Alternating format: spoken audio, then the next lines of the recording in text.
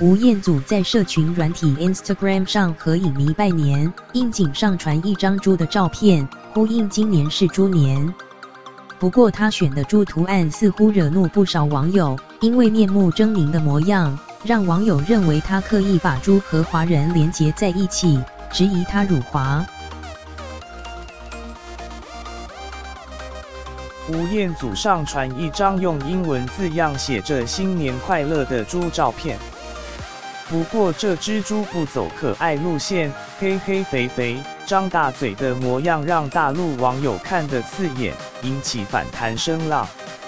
微博底下的留言大骂吴彦祖歧视，认为他在辱华。网友开始扮起柯南，质疑吴彦祖刻意搜寻丑猪的照片，要讽刺非洲猪瘟的事情。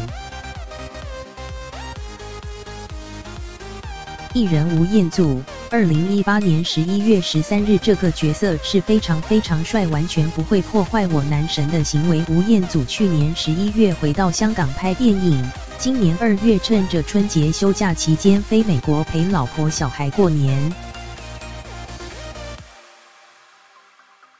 其实吴彦祖在美国出生长大，拥有香港的永久居留权，从小就接受美式教育，向来有话直说，惹过不少争议。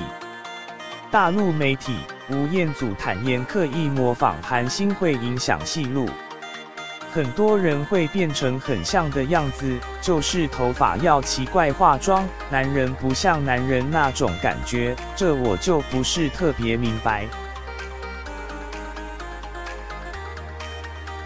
吴彦祖曾经批评小鲜肉一味模仿韩星，让男人不像男人。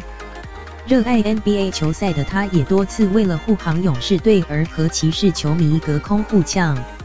新的一年，吴彦祖想用幽默贺猪年，照片写实不像一般的拜年可爱猪图案，引起两极反应。